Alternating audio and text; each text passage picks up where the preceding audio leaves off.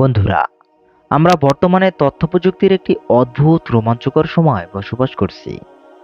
যদি আমাদের কখনো কোনো কিছু জানবার প্রয়োজন হয়ে পড়ে, তবে আমরা খুব সহজেই হাতের মুঠোয় থাকা মোবাইল অথবা কম্পিউটারে গুগল সার্চ করে যে কোনো তথ্য খুব সহজেই জেনে নিতে পারি।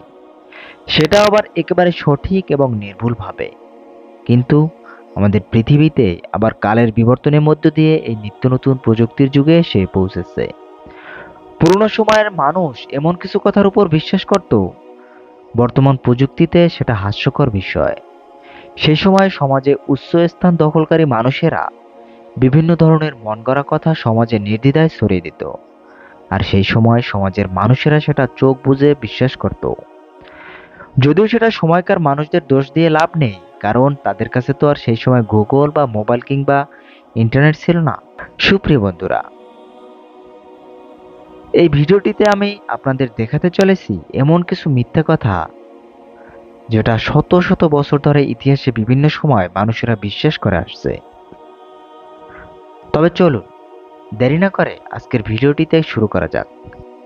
Number 1, great wall of China. Great wall of China হলো পৃথিবীর সব আশ্চর্যের মধ্যে একটি, যেটা দেখবার জন্য পৃথিবীর বিভিন্ন প্রান্ত থেকে পর্যটকেরা এখানে আসে। আর যেহেতু এটা ইতিহাসের মানুষের দ্বারা তৈরি এক বিশাল বড় প্রতিরক্ষা প্রাচীর, সেই প্রাচীরের আকর্ষণে বহুদূর থেকে পর্যটকরা এখানে ঘুরতে আসে। আর এই পাঁচিলকে প্রায় কয়েকশো বছর আগে তৈরি করা হয়েছিল। এই প্রতিরক্ষা প্রাচীরের দৈর্ঘ্য 21,199 কিলোমিটার। আর এই প্রতিরক্ষা পাঁচিলকে কেন্দ্র করে ইতিহাসে মোট দুটি গুজব ছড়ানো হয়েছিল। প্রথমটি হলো যে মহাকাশ থেকে এই প্রতিরক্ষা পাঁচিলকে স্পষ্ট দেখা যেত, কিন্তু বর্তমান সময়ে কিছু মহাকাশ বিজ্ঞানীরা জানায় যে পৃথিবীর কক্ষপথ থেকে এই প্রতিরক্ষা প্রাচীরটি কেবল আবছা আবছা দেখা যায়। আর সেটাও দেখা যায় কেবলমাত্র আকাশ মেঘমুক্ত থাকলে, যেমনটা পৃথিবীর অন্যান্য বড় বড় স্থানগুলো মহাকাশ থেকে দেখা যায়।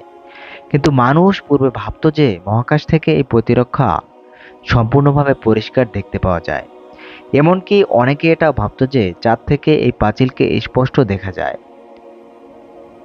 1754 সালের দিকে কিছু মানুষেরা বিশ্বাস করত যে খালি চোখে আমাদের চাঁদের সারফেস এরিয়া থেকে এই প্রতিরক্ষা প্রাচীরকে দেখা যাওয়া। এই সময় স্যাটেলাইটের ব্যবস্থা ছিল না, কিন্তু বর্তমানে তথ্য প্রযুক্তির উন্নতির কারণে গবেষণার মাধ্যমে জানা গেছে যে চাঁদের সারফেস এরিয়া থেকে এই প্রতিরক্ষা প্রাচীরকে দেখতে ঠিকই পাওয়া যায়, কিন্তু সেটা ততটাই স্পষ্ট একজন মানুষের চুলকে 3 কিলোমিটার দূর থেকে দেখতে পাওয়া যায়। তাই আমাদের মধ্যে যদি কেউ প্রাচীন মানুষের দ্বারা তৈরি এই গ্রেট ওয়াল অফ চায়না দেখতে চান, তাহলে কাউকে চাঁদে যেতে হবে না, বরং আপনি সরাসরি চায়নাতে চলে যান। পিরামিড অ্যান্ড স্লিপস পৃথিবীর প্রায় প্রত্যেকটি স্তরের মানুষ এবং আর্কিওলজিস্টের প্রথম আকর্ষণের বিষয় হলো মিশরের পিরামিড। আমরা প্রায় প্রত্যেকেই জানি যে মিশরের পিরামিড হলো একটি রহস্যময় স্থাপনা, যেটার মধ্যে যে কত রহস্য লুকিয়ে রয়েছে সেটা বৈজ্ঞানিকরা এখনো সঠিকভাবে জানে না। সকলে মনে করে যে এই পিরামিড তৈরি করা হয়েছে 5,000 বছর পূর্বে। বেশিরভাগ মানুষ মনে করত যে এই বিশাল বিশাল পিরামিডগুলি তৈরি হয়েছে কেবলমাত্র নিচু শ্রেণীর কৃতদাসীদের মাধ্যমে। কিন্তু এটা খুব সাধারণভাবে বুঝতে পারা যায় যে যদি কৃতদাসীদের নিয়ে এই পিরামিডগুলো তৈরি করা হয়ে থাকে, তাহলে হাজার হাজার কৃতদাসীদের দিনরাত এক করে কোনোরকম ছুটি না দিয়ে কাজ করতে হতো। 1900 শতকের গবেষকরা মনে করত যে এই বিশাল পিরামিডগুলো সেই সময় কিছু উঁচু শ্রেণীর গোষ্ঠী কৃতদাসীদের মাধ্যমে তৈরি করেছে। কিন্তু বর্তমানে তথ্য প্রযুক্তির যুগে এটা প্রমাণ হয়েছে যে বিশাল বিশাল পিরামিডগুলো কেবলমাত্র কৃতদাসীদের মাধ্যমেই কোনোভাবে তৈরি করা সম্ভব নয়। যদি এই কথাটি সত্যি হতো, তাহলে সে সময় কিছু সংখ্যক মানুষকে পিরামিড তৈরি করতে হতো। কিছু সংখ্যক মানুষকে পিরামিড নির্মাণকারীদের জন্য খাবার সামগ্রী এবং অন্যান্য জিনিসপত্র যোগান দিতে হতো। আর কিছু সংখ্যক মানুষকে প্রতিটা দলকে নেতৃত্ব দিতে হতো। আর এটা কোনোভাবেই বিশ্বাসযোগ্য নয় যে হাজার হাজার বছর পূর্বে কেবলমাত্র কিছু মানুষের গোষ্ঠী বা কৃতদাসীদের মাধ্যমে এই বড় বড় পিরামিডগুলি নির্মাণ করা হয়েছে। যদিও এই কথাটি 1900 শতকের গবেষকরা বিশ্বাস করত, আর পিরামিডের এই বিষয়টি আজও একটি অমীমাংসিত ঘটনা। হয়ে রয়েছে। অতএব এই পিরামিড যে একটি নির্দিষ্ট জনগোষ্ঠীর মাধ্যমে তৈরি করা হয়েছে, এটাকে আমরা কোনোভাবেই সঠিক বলে গণ্য করতে পারি না। এটা এখনো প্রমাণ ছাপে। ছোটবেলার আমাদের প্রত্যেকের মা বলতো যে খেলে শরীরের হাড় শক্ত হয়। যদিও আমরা টিভিতে এরকম অনেক অ্যাডভাইজারমেন্ট দেখতে পাই, যেখানে আমাদেরকে বলা হয় যে খেলে আমাদের শরীরের হাড় ভীষণভাবে মজবুত হয়। আর বারবার এই একই অ্যাডভার্টাইজমেন্ট দেখতে দেখতে আমরা এটা ধরে নিয়েছি যে হাড় শক্ত করতে হলে আমাদের খেতেই হবে। কোম্পানিগুলো আমাদের যে পুরোপুরিভাবে বোকা বানাচ্ছে তা কিন্তু নয়। কারণ আমাদের শরীরের হাড়ের জন্য সবথেকে গুরুত্বপূর্ণ উপাদান হলো হ্যাঁ, যদি এটাও সত্য যে দুধের ক্যালসিয়ামও রয়েছে, কিন্তু ছাড়াও এমন অনেক জিনিস রয়েছে যেটা এই দুধের তুলনায় ক্যালসিয়ামের পরিমাণ বেশি থাকে। হাওয়ার্ড ইউনিভার্সিটির একটি রিসার্চের মাধ্যমে জানা গিয়েছে যে যেসব মানুষের যেসব দেশের মানুষেরা পান করে না, তাদের বোন ফ্র্যাকচার খুব কম হয়ে থাকে সেই সব দেশের তুলনায় যারা পান করে, কারণ তাদের কাছে আরো ভালো দুধের বিকল্প রয়েছে, যেটার মাধ্যমে তারা দুধের থেকেও বেশি ক্যালসিয়াম পেয়ে থাকে। আপনার যদি খেতে পছন্দ হয় তাহলে কোনো অসুবিধা নেই। আপনি দুধের পরিবর্তে বাদাম, ডাল, সলমন ফিশ, ডিম এবং এর সঙ্গে সঙ্গে আরো অনেক কিছু রয়েছে যেগুলো আপনি দুধের পরিবর্তে খেতে পারেন। আর সেগুলোকে আরো বেশি পরিমাণে ক্যালসিয়াম থাকে দুধের পরিবর্তে। অতএব আপনাদের মধ্যে যারা খেতে পছন্দ করেন না, তারা এই ভিডিওটিকে প্রমাণ হিসেবে ব্যবহার করতে পারেন। মাউন্ট এভারেস্ট হলো পৃথিবীর সব থেকে বড় পর্বত শৃঙ্গ। আমরা ছোটবেলা থেকেই বইতে এটা পড়ে এসেছি। কিন্তু আমি যদি আপনাদের বলি এই কথাটা সত্য নয়, তাহলে কি আপনি আমার কথা বিশ্বাস করবেন? হয়তো ভাবছেন আমি মূর্খের মতন কথা বলছি। তবে শুনুন, আপনি যদি সমুদ্রের উপর থেকে মাউন্ট এভারেস্টকে মেপে দেখেন, তাহলে মাউন্ট এভারেস্টই হলো পৃথিবীর সব থেকে উঁচু পাহাড়। কিন্তু আপনি যদি সমুদ্রের থেকে ম্যাপাস শুরু করেন, মানে যেখান থেকে পাহাড় শুরু হয়েছে সেটা হিসাব করেন, তাহলে ব্যাপারটা একটু অন্যরকম হয়ে যাবে। জেনারেলি পৃথিবীর সব থেকে বড় পাহাড় হলো এই পাহাড়ের উচ্চতা 13,796 ফিট, মানে 4,205 মিটার।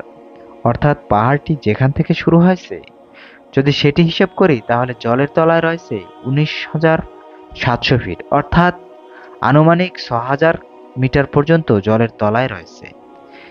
এই দুটি হিসাবকে যদি একবার একসঙ্গে করে দেই, তাহলে এই পাহাড়ের উচ্চতা হলো 33,500 ফুট, অর্থাৎ 10,210 মিটার, এবং মাউন্ট এভারেস্টের উচ্চতা 19,029 ফিট, অর্থাৎ 8,048 মিটার। অতএব এই ক্যালকুলেশন অনুযায়ী মোরাকিয়া পৃথিবীর সবচেয়ে উচ্চতম পর্বত। এবার যদি আপনাকে কেউ প্রশ্ন করে পৃথিবীর সব থেকে উচ্চতম পর্বত কোনটি, তাহলে উত্তর দেওয়ার আগে সর্বপ্রথম তাকে জিজ্ঞেস করে নেবেন উচ্চতা কোনখান থেকে শুরু করতে হবে, সমুদ্রের উপর থেকে নাকি সমুদ্রের থেকে। যদি সমুদ্রের উপর থেকে হয়, অবশ্যই আমাদের মাউন্ট এভারেস্ট। আর যদি সমুদ্রের নিচ থেকে হয়, তাহলে সেটি হবে মনাকিয়া। Black hole. ব্ল্যাক হোল দেখতে ছিদ্রের মতো হয়ে থাকে। আপনাদের মধ্যে হয়তো অনেকেই ইন্টারস্টার সিনেমাটি নিশ্চয়ই দেখেছেন। এই সিনেমাটিতে ব্ল্যাক হোলকে একটি ছিদ্রের মতন করে দেখানো হয়েছে। এটা ছাড়াও আপনি যে কোনো সায়েন্স ফিকশন মুভিতেও একটি ব্ল্যাক হোলকে ছিদ্রের আকারেই দেখতে পাবেন। এটা জানলে অবাক হবেন যে এটা কিন্তু একদমই সত্য নয়। 1916 সালে আলবার্ট আইনস্টাইন সর্বপ্রথম একটি সমাবেশে ব্ল্যাক হোল সম্বন্ধে জানিয়েছেন, কিন্তু তখন সেটাকে প্রমাণ করবার জন্য তার কাছে তেমন কোনো উপযুক্ত প্রমাণ ছিল না। কিন্তু পরবর্তীকালে 1971 সালে একজন আমেরিকান হিউরোলজিক্যাল ফিজিস্ট ডক্টর ডন হুইলার এই ব্ল্যাক হোলকে প্রমাণ করে পুরো পৃথিবীকে দেখায়। নাসার রিপোর্ট অনুযায়ী ব্ল্যাক হোল ছিদ্রের মতন নয়। আসলে সেট এমন একটি অবজেক্ট যে তার এতটাই বেশি যে সেখান থেকে এক ফোঁটা আলো পর্যন্ত ফেরত আসতে পারে না। যদি প্র্যাকটিক্যালি বলতে হয়, তাহলে বলতে হয় ব্ল্যাক হোলকে দেখা যায় না। কোনো ব্ল্যাক হোল কোথায় রয়েছে যদি সেটা দেখতে হয়, তাহলে সুপার অ্যাডভান্স টেলিস্কোপের সাহায্যে এমন একটি তারা খুঁজে বের করতে হবে যেটা অন্যান্য তারার তুলনায় একটু আলাদা আচরণ করছে। তারপর সেই তারাটিকে পর্যবেক্ষণ করা হয় এবং দেখা হয় সেই তারাটি উপর কোনো মহাকর্ষ বলের আলাদা প্রভাব পড়েছে কিনা। যদি পড়ে তবে বোঝা যায় ওই তারাটি অঞ্চলের আশেপাশে ব্ল্যাক হোল রয়েছে। সূর্য যে হলুদ রঙের হয় এটা আমরা সবাই জানি, কিন্তু আমি যদি বলি সূর্য হলুদ রঙের নয়, তাহলে হয়তো আপনারা কথাটা বিশ্বাসই করবেন না। সূর্যকে আমরা এখনো বিভিন্ন রং ধারণ করতে দেখেছি। সকালে কিংবা দুপুরে সূর্যকে আমরা হলুদ রঙে দেখতে পাই, আবার সন্ধ্যার দিকে আমরা সূর্যকে লাল রঙের দেখতে পাই। আর এটার পেছনের কারণ হলো আমাদের বায়ুমণ্ডল। এখন যদি আমি আপনাদের বলি সূর্য হলুদ রঙের নয় বা লাল রঙের নয়, আসলে সূর্যের রং সবুজ, তাহলে কি আপনি আমার অবাক হবেন? আসলে সূর্য সবুজ, হলুদ, লাল এবং নীল রঙের সংমিশ্রণে তৈরি। আর আমরা যদি সূর্যকে মহাকাশ থেকে দেখি তাহলে সূর্যের রং দেখতে পাবো। পৃথিবীতে আমরা বায়ুমণ্ডলের কারণে সূর্যকে সাধারণভাবে হলুদ রঙের দেখে থাকি, কিন্তু সত্যিটা হলো সূর্য সবুজ থেকে শুরু করে লাল এবং নীল কালার পর্যন্ত ম্যাচ করে। যেমনটা আমরা জানলাম যে সূর্যের সব রঙকেই এমিট করে, কিন্তু আমি কেন বললাম যে সূর্যের রং সবুজ? আসলে এইসব রঙের মধ্যে সূর্য সব থেকে এমিট করে সবুজ রঙকে। যদি আরো প্রেসিসিভ ভাবে বলতে হয়, তাহলে বলতে হয় সূর্যের সবুজ এবং নীল রঙের মাঝখানের রঙকে সব থেকে বেশি এমিট করে। আর টিআই এর কারণে সূর্যের আসল রং হলো সবুজ। এবার যদি আপনারা এই কথাগুলোকে কোনো বন্ধুকে গিয়ে বলেন, তাহলে হয়তো আপনার বিশ্বাসই করবে না। সেক্ষেত্রে আমাদের ভিডিওটিকে তাদেরকে শেয়ার করতে পারেন। ভিডিওটি ভালো লাগলে অবশ্যই লাইক করবেন, কমেন্ট করবেন এবং বন্ধুদের সাথে শেয়ার করবেন। পাশাপাশি মাস্টারমাইন্ড ওয়ার্ল্ড চ্যানেলে নতুন হয়ে থাকলে লাল সাবস্ক্রাইব বাটনে ক্লিক করে বেল আইকনটি প্রেস করে দেবেন। অবশ্যই ইন্টারেস্টিং ভিডিও সবার আগে দেখতে। সর্বশেষ thanks for watching. Stay happy, stay cool.